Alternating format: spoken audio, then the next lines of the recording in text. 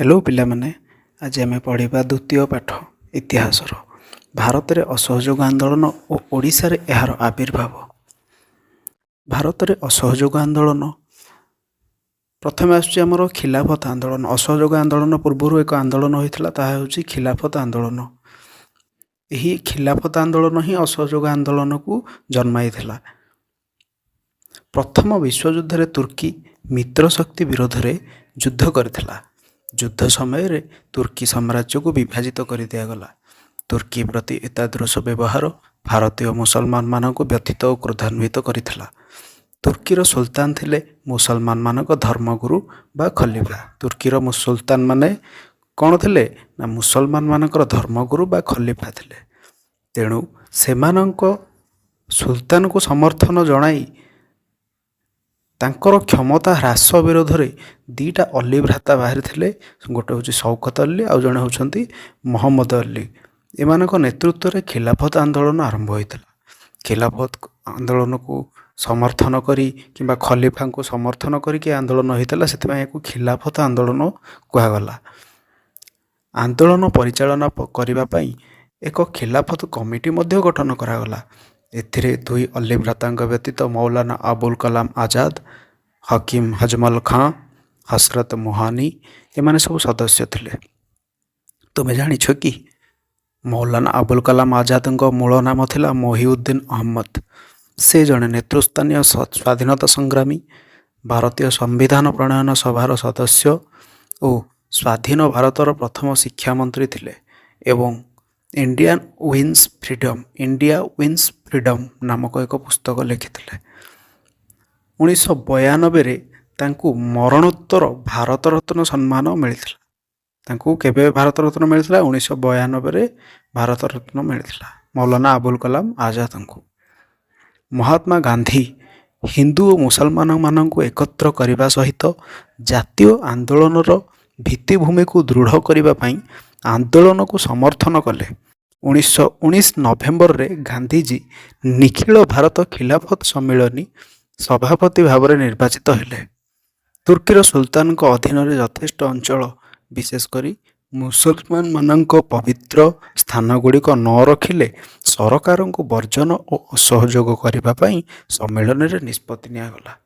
यही धमक सत्वे प्रथम विश्वयुद्ध पर तुर्की उपर लदी दि जाइथिबा सेभर्स चुक्ति द्वारा सुल्तान को अधिकृत अनेक अंचल अधीन काढ़ी निगला। गांधीजी परामर्श क्रमे निखिल भारत खिलाफत कमिटी असहयोग कार्यक्रम ग्रहण करी आंदोलन आरंभ कला। 1920 जून 9 तारिख रे अलाहाबाद ठारे एक सर्वदलीय बैठकर आयोजन करागला।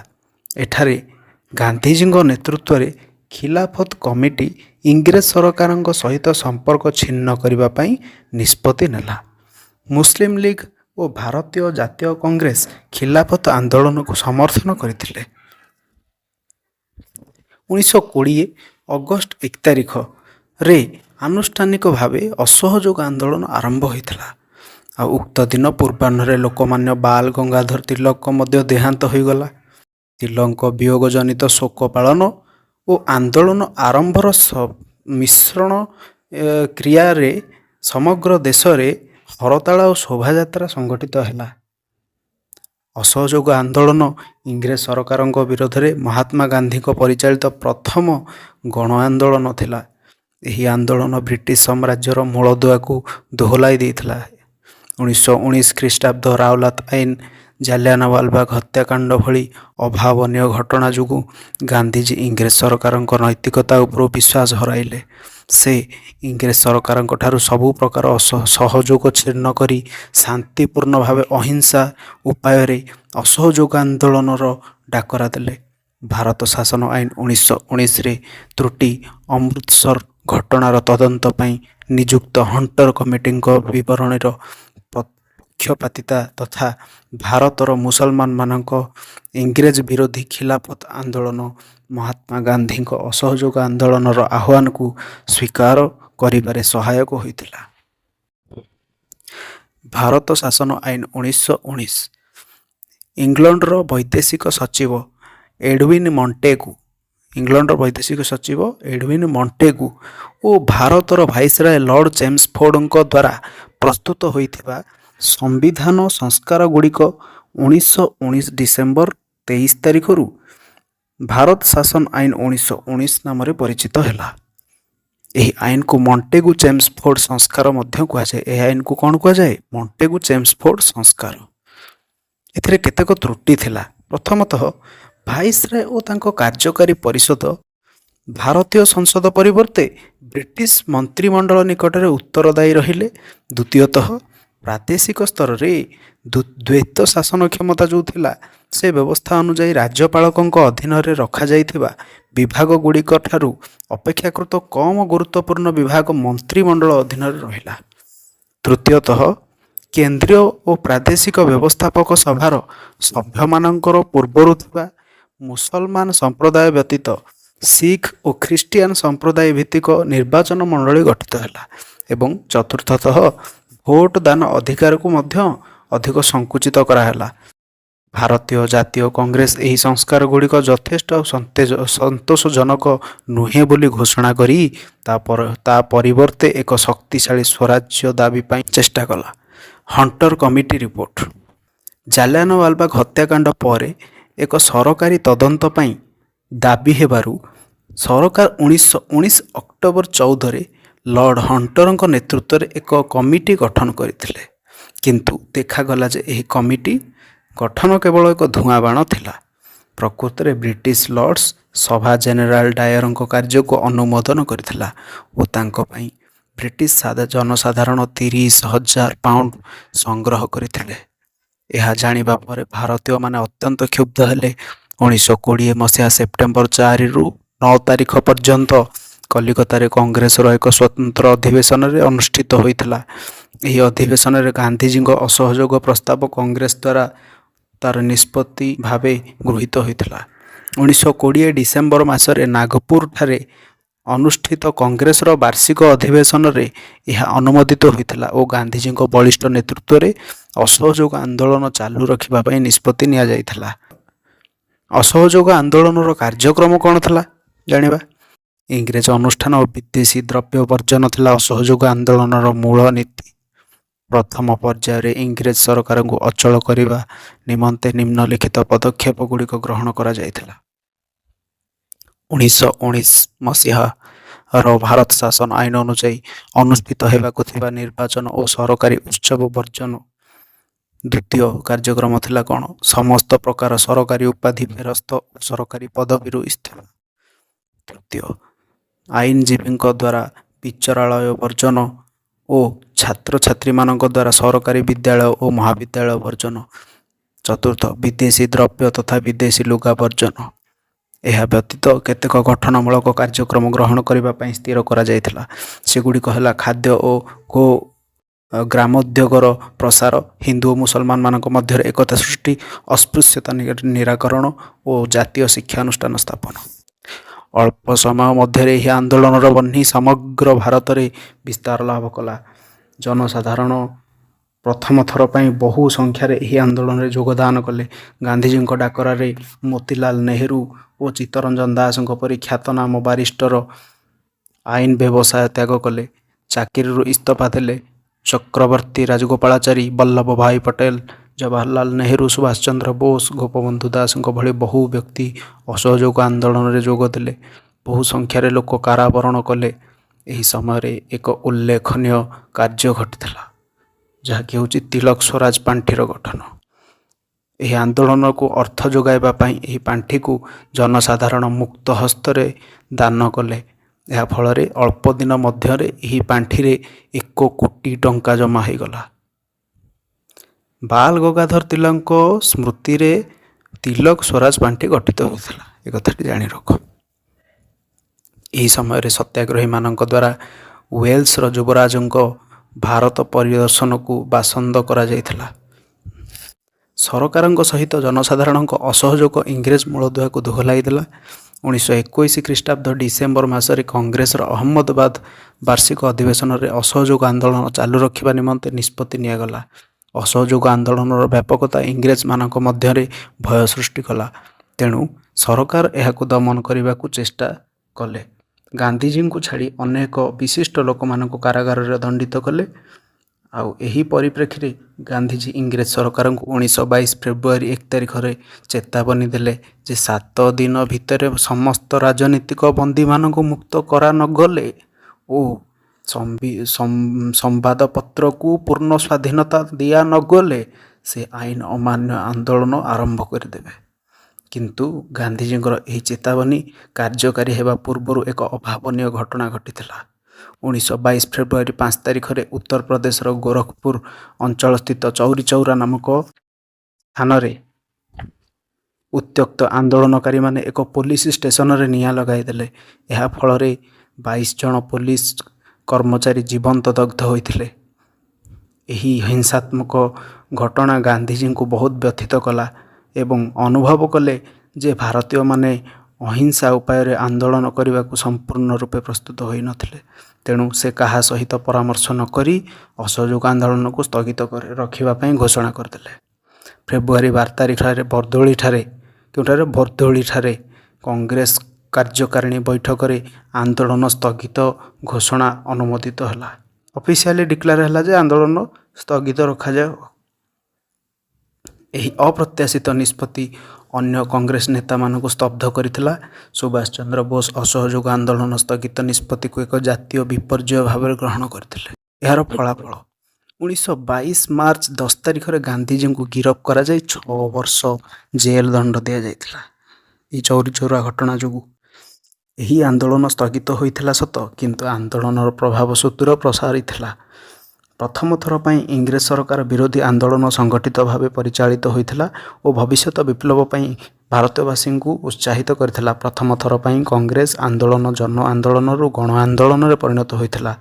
1922 ମୁସ୍ତାଫା କଲାମ ପାଶାଙ୍କ ନେତୃତ୍ୱରେ ତୁର୍କୀରେ ସାଧାରଣତନ୍ତ୍ର ପ୍ରତିଷ୍ଠା ହେବା ଦ୍ୱାରା ସେଠାରେ ଖଲିଫା ବ୍ୟବସ୍ଥାର ଉଚ୍ଛେଦ ହୋଇଗଲା। ଫଳରେ ଖିଲାଫତ ଆନ୍ଦୋଳନର ଆଉ ଯୌକ୍ତିକତା ରହିଲା ନାହିଁ। ଅସହଯୋଗ ଆନ୍ଦୋଳନ ସ୍ଥଗିତ ରଖାଯିବା ପରେ ଭାରତରେ ଖିଲାଫତ ଆନ୍ଦୋଳନର ମଧ୍ୟ ଅବସାନ ଘଟିଲା। ସ୍ୱାଧୀନତା ଆନ୍ଦୋଳନର ପ୍ରଥମ ଶକ୍ତ ଧକ୍କାକୁ ଇଂରେଜ ସରକାର ବରଦାସ୍ତ କରିଥିଲା ସତ, ମାତ୍ର ଏହା ପରବର୍ତ୍ତୀ ପର୍ଯ୍ୟାୟରେ ସଂକଳ୍ପବଦ୍ଧ ଭାରତୀୟମାନଙ୍କର ସମ୍ମୁଖୀନ ହେବା ଯୋଗୁଁ ଇଂରେଜ ସରକାରଙ୍କୁ ବହୁତ କଷ୍ଟ ସହିବାକୁ ପଡ଼ିଥିଲା। ଓଡ଼ିଶାରେ ଅସହଯୋଗ ଆନ୍ଦୋଳନର ପ୍ରଭାବ କିପରି ପଡ଼ିବା? ସମଗ୍ର ଭାରତରେ ଅସହଯୋଗ ଆନ୍ଦୋଳନ ଚାଲିଥିଲା ବେଳେ ଓଡ଼ିଶା ଏହି ମହାସ୍ରୋତରୁ ବାଦ ପଡ଼ିନଥିଲା। ଗୋପବନ୍ଧୁ ଦାସ, ଗୋପବନ୍ଧୁ ଚୌଧୁରୀ, ଭାଗୀରଥୀ ମହାପାତ୍ର, ନିରଞ୍ଜନ ପଟ୍ଟନାୟକ, ଯଦୁମଣି ମଙ୍ଗରାଜ, ହରେକୃଷ୍ଣ ମହତାବ ଆଦି ନେତାମାନେ ଏହି ଆନ୍ଦୋଳନକୁ ସଫଳ କରିବା ପାଇଁ ସମସ୍ତ ପ୍ରକାର ଚେଷ୍ଟା କରିଥିଲେ। ଗାନ୍ଧିଜୀଙ୍କର ଓଡ଼ିଶାକୁ ଆଗମନ ଏହି ଆନ୍ଦୋଳନର ଗତିକୁ କ୍ଷିପ୍ରତର କରିଥିଲା। 1920 ଡିସେମ୍ବରରେ ନାଗପୁରର କଂଗ୍ରେସ ଅଧିବେଶନରେ ଓଡ଼ିଶାର 35 ଜଣ ପ୍ରତିନିଧି ଯୋଗ ଦେଇଥିଲେ। କେତେ ଜଣ? 35 ଜଣ। ଏହି ଅଧିବେଶନରୁ ଫେରି ଗୋପବନ୍ଧୁ ଦାସ 1921 ଜାନୁଆରୀ 24ରେ କଟକରେ ଛାତ୍ରମାନଙ୍କୁ ଉଦ୍ବୋଧନ ଦେଇଥିଲେ। ଓଡ଼ିଶାରେ ଅସହଯୋଗ ଆନ୍ଦୋଳନ ସଂଗଠିତ କରିଥିଲେ। 1921 ମାର୍ଚ୍ଚରେ ତାଙ୍କ ଉଦ୍ୟମରେ, କାହା ଉଦ୍ୟମରେ? ଗୋପବନ୍ଧୁ ଦାସ। ତାଙ୍କ ଉଦ୍ୟମରେ ଓଡ଼ିଶା ପ୍ରାଦେଶିକ କଂଗ୍ରେସ କମିଟି ଗଠିତ ହୋଇଥିଲା ଓ ସେ ହୋଇଥିଲେ ଏହାର ପ୍ରଥମ ସଭାପତି। ଏହି କମିଟିର ସମ୍ପାଦକ ଥିଲେ ଭାଗୀରଥୀ ମହାପାତ୍ର। ଅସହଯୋଗ ଆନ୍ଦୋଳନକୁ ଓଡ଼ିଶାରେ ଲୋକାଭିମୁଖୀ କରାଇବା ନିମନ୍ତେ 1921ରେ ମହାତ୍ମା ଗାନ୍ଧୀ ଓଡ଼ିଶା ଆସିଥିଲେ। 1921 ମାର୍ଚ୍ଚ 23ରେ ସେ କଟକଠାରେ ବିଶାଳ ଜନସମାବେଶକୁ ଉଦ୍ବୋଧନ ଦେଇଥିଲେ। ଗାନ୍ଧିଜୀଙ୍କ ଉଦ୍ବୋଧନରେ ଅନୁପ୍ରାଣିତ ହୋଇ ରମାଦେବୀଙ୍କ ସମେତ ବହୁତ ନାରୀ ଅଳଙ୍କାର ସାମଗ୍ରୀ ଆଦି ତିଲକ ସ୍ୱରାଜ ପାଣ୍ଠିକୁ ଦାନ କରିଥିଲେ। ଏହା ପରେ ଗାନ୍ଧୀ ଭଦ୍ରକ, ପୁରୀ, ବ୍ରହ୍ମପୁରଠାରେ ଉଦ୍ବୋଧନ ଦେଇ ଓଡ଼ିଶାବାସୀଙ୍କ ମନରେ ଯେଉଁ ଜାତୀୟ ଉନ୍ମାଦତା ସୃଷ୍ଟି କରିଥିଲେ। ଖଦୀର ବ୍ୟବହାର, ଚରଖାର ପ୍ରଚଳନ ଓ ସ୍ୱଦେଶୀ ଦ୍ରବ୍ୟ ପ୍ରତି ଆଗ୍ରହ ଉପରେ ସେ ଗୁରୁତ୍ୱ ଦେଇଥିଲେ। ଓଡ଼ିଶାରେ କ'ଣ କାର୍ଯ୍ୟକ୍ରମ ଥିଲା ଟିକେ ପଢ଼ିବା। ଓଡ଼ିଶାର ଅସହଯୋଗ ଆନ୍ଦୋଳନକୁ ସଫଳ କରିବା ପାଇଁ ବହୁତ କାର୍ଯ୍ୟକ୍ରମ ଗ୍ରହଣ କରାଯାଇଥିଲା। ସେଥିରେ ଅନ୍ତର୍ଭୁକ୍ତ ଥିଲା କ'ଣ?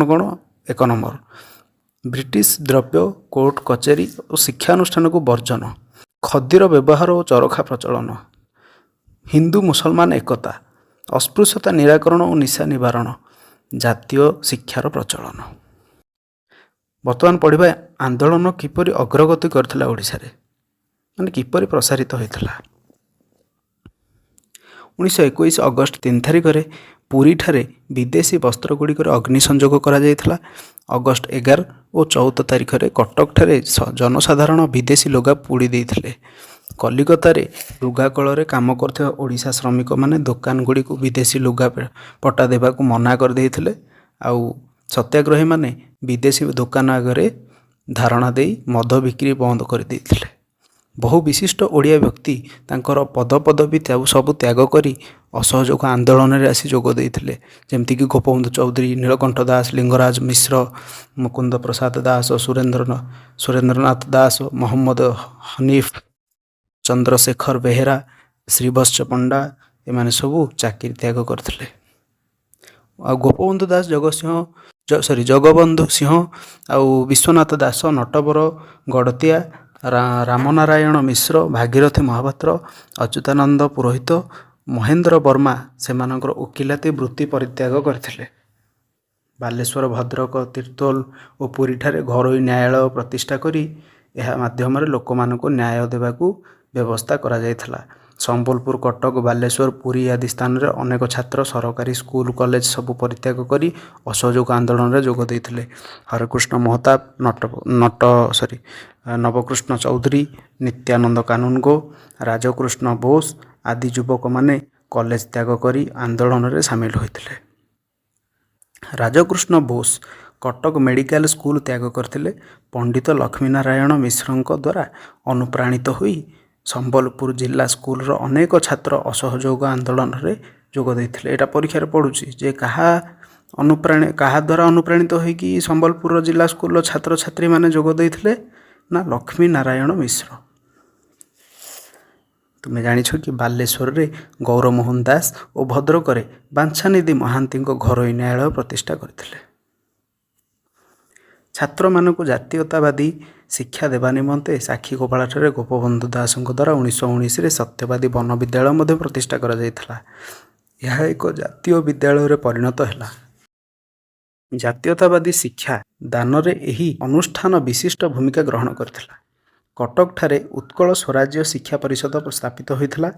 ବିଭିନ୍ନ ସ୍ଥାନରେ ଜାତୀୟ ବିଦ୍ୟାଳୟମାନ ପ୍ରତିଷ୍ଠିତ ହୋଇ ପାରମ୍ପରିକ ଶିକ୍ଷା ସହିତ ସୂତା କଟା, ଲୁଗା ବୁଣିବା ଆଦି ଆତ୍ମନିର୍ଭରଶୀଳ ବିଷୟଗୁଡ଼ିକ ଉପରେ ଶିକ୍ଷା ଦିଆଯାଉଥିଲା। ସ୍ୱେଚ୍ଛାସେବୀ ଓ କର୍ମଚାରୀମାନଙ୍କୁ ପ୍ରଶିକ୍ଷଣ ଦେବା ପାଇଁ କଟକରେ ସ୍ୱରାଜ ଆଶ୍ରମ ଓ ଜଗତସିଂହପୁରରେ ଅଳକା ଆଶ୍ରମ ପ୍ରତିଷ୍ଠା କରାଯାଇଥିଲା। କଟକରେ ଛାତ୍ରମାନଙ୍କ ଦ୍ୱାରା ସ୍ୱରାଜ୍ୟ ସେବକ ସଂଘ ଗଠିତ ହୋଇଥିଲା। ବାଲେଶ୍ୱରରେ ହରେକୃଷ୍ଣ ମହତାବଙ୍କ ନେତୃତ୍ୱରେ ପ୍ରତିଷ୍ଠିତ ସ୍ୱରାଜ୍ୟ ମନ୍ଦିର ଅସହଯୋଗ ଆନ୍ଦୋଳନର କାର୍ଯ୍ୟକ୍ରମଗୁଡ଼ିକ କାର୍ଯ୍ୟକାରୀ କରିବା ପାଇଁ ଉଦ୍ୟମ କରିଥିଲା। ଏହି ଅନୁଷ୍ଠାନ ତରଫରୁ ସ୍ୱରାଜ୍ୟ ସମାଚାର ନାମକ ପତ୍ରିକା ପ୍ରକାଶିତ ହୋଇଥିଲା। କେବଳ ଜାତୀୟତାବାଦୀ ସମ୍ବାଦପତ୍ର ପଢ଼ିବା ପାଇଁ ଲୋକମାନଙ୍କୁ ପ୍ରବର୍ତ୍ତା ଯାଉଥିଲା। ଆଉ ଗୋପବନ୍ଧୁ ଦାସଙ୍କ ଦ୍ୱାରା ପ୍ରତିଷ୍ଠିତ ସମାଜ, ତୁମମାନେ ଜାଣିଥିବ ସମାଜ ଗୋପବନ୍ଧୁଙ୍କ ଦ୍ୱାରା ହେଇଥିଲା। ଏପର୍ଯ୍ୟନ୍ତ ବି ସମାଜ ସମ୍ବାଦପତ୍ର ଚାଲୁଛି, ସମସ୍ତେ କିଣୁଛନ୍ତି ଆଉ ପଢ଼ୁଛନ୍ତି ତାକୁ, ହଁ କି ନାହିଁ? ତ ସମାଜ ଜାତୀୟ ଚେତନା ସୃଷ୍ଟି କରିବାରେ ପ୍ରମୁଖ ଭୂମିକା ଗ୍ରହଣ କରିଥିଲା ସେତେବେଳେ। ସରକାରଙ୍କ ଦମନ ଲୀଳା। ଓଡ଼ିଶାରେ ଆନ୍ଦୋଳନକୁ ଦମନ କରିବା ନିମନ୍ତେ ଇଂରେଜ ସରକାର ଜନସାଧାରଣଙ୍କ ଉପରେ ଲାଠି ଚାଳନା, ବେତ୍ରାଘାତ ଆଦି ଉପାୟ ସବୁ ଅବଲମ୍ବନ କରିଥିଲେ। ତାହା ଛଡ଼ା ସରକାର ଶହ ଶହ ସତ୍ୟାଗ୍ରହୀମାନଙ୍କୁ କାରାରୁଦ୍ଧ କଲେ। ସେମାନଙ୍କ ମଧ୍ୟରେ ହରେକୃଷ୍ଣ ମହତାବ, ମଥୁରା ମୋହନ ବେହେରା, କମର ଉଦ୍ଦିନ ହକ୍, ବାଞ୍ଛାନିଧି ମହାନ୍ତି, ବଳରାମ ଦାସ ପ୍ରଭୃତି ମୁଖ୍ୟ ଥିଲେ। ସମାଜ ସମ୍ବାଦପତ୍ରରେ ସତ୍ୟ ହେଲେ ବି ସାଂଘାତିକ ବୋଲି ଗୋଟେ ଲେଖା ବାହାରିଥିଲା, ଯାହା ଯୋଗୁଁ ଗୋପବନ୍ଧୁ ଦାସଙ୍କୁ 1 ମାସ ଜେଲ୍ ଭୋଗିବାକୁ ପଡ଼ିଥିଲା।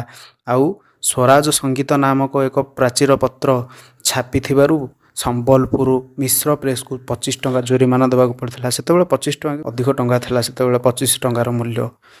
ଚୌରି ଚୌରା ଘଟଣାରେ ମର୍ମାହତ ହୋଇ ଗାନ୍ଧିଜୀ ଅସହଯୋଗ ଆନ୍ଦୋଳନକୁ ସ୍ଥଗିତ କରି ଦେଇଥିବାରୁ ଓଡ଼ିଶାରେ ମଧ୍ୟ ଏହି ଆନ୍ଦୋଳନ ଧୀରେ ଧୀରେ ବନ୍ଦ ହୋଇଗଲା। କିନ୍ତୁ ଅସହଯୋଗ ଆନ୍ଦୋଳନ ଜନସ୍ରୋତରେ ଭାସି ଯାଇ କନିକାର ପ୍ରଜାମାନେ ବିଦ୍ରୋହ କରିଥିଲେ। କନିକାର ରାଜା ଥିଲେ ରାଜେନ୍ଦ୍ର ନାରାୟଣ ଭଞ୍ଜଦେଓ, ଯିଏକି ଏହାକୁ ଦମନ କରିବାକୁ ଇଂରେଜଙ୍କର ସାହାଯ୍ୟ ନେଇଥିଲେ। ଫଳସ୍ୱରୂପ ଗୁଳି ଚାଳନା ଯୋଗୁଁ 2 ଜଣଙ୍କ ମୃତ୍ୟୁବରଣ ହୋଇଥିଲା। ସମାଜ ଓ ଉତ୍କଳ ଦୀପିକା ମାଧ୍ୟମରେ କନିକାର ଅତ୍ୟାଚାର ଲୋକଲୋଚନକୁ ଆସିଗଲା। ସମସ୍ତେ ଜାଣିଗଲେ କନିକାରେ କ'ଣ ଚାଲିଛି ଆଉ କ'ଣ ସେଠି କେମିତି ବିଦ୍ରୋହ ହୋଇଥିଲା, କେମିତି ଲୋକମାନଙ୍କୁ ଦମନ କରାଯାଇଥିଲା। ଏହିଠାରେ ଆଇନ ଅମାନ୍ୟ କରିଥିବା ଅଭିଯୋଗରେ ଗୋପବନ୍ଧୁ ଦାସ ଓ ଭାଗୀରଥୀ ମହାପାତ୍ରଙ୍କୁ ଗିରଫ କରି ହଜାରିବାଗ ଜେଲକୁ ପଠାଯାଇଥିଲା। ଅସହଯୋଗ ଆନ୍ଦୋଳନର ବାର୍ତ୍ତା ଓଡ଼ିଶାର କୋଣ ଅନୁକୋଣରେ ପ୍ରତିଫଳିତ ହୋଇଥିଲା। ମହାତ୍ମା ଗାନ୍ଧୀ ସ୍ୱାଧୀନତା ସଂଗ୍ରାମକୁ ଲୋକାଭିମୁଖୀ କରାଇ ଏଥିରେ ନୈତିକତା ଓ ନିଷ୍ଠାପରତାର ବୀଜ ବପନ କରିଥିଲେ। ତ ବିଷୟଟି କେମିତି ଲାଗିଲା? ଯଦି ଭଲ ଲାଗିଛି ତାହେଲେ ଲାଇକ୍ କରନ୍ତୁ। ଏଇଟା ଗୋଟେ ଅଡ଼ିଓ ବୁକ୍ ହିସାବରେ ବାରମ୍ବାର ଆପଣ ଶୁଣନ୍ତୁ, ଏଇଟା ବହୁତ ବଢ଼ିଆ ସେ ମନେ ରହିଯିବ। ଏହି ପାଠଟିକୁ ସେୟାର କରନ୍ତୁ ସମସ୍ତଙ୍କ ପାଖକୁ, ସମସ୍ତେ ଶୁଣନ୍ତୁ ଏବଂ ଏହାକୁ ମନେ ରଖି ଉପକୃତ ହୁଅନ୍ତୁ। Thank you.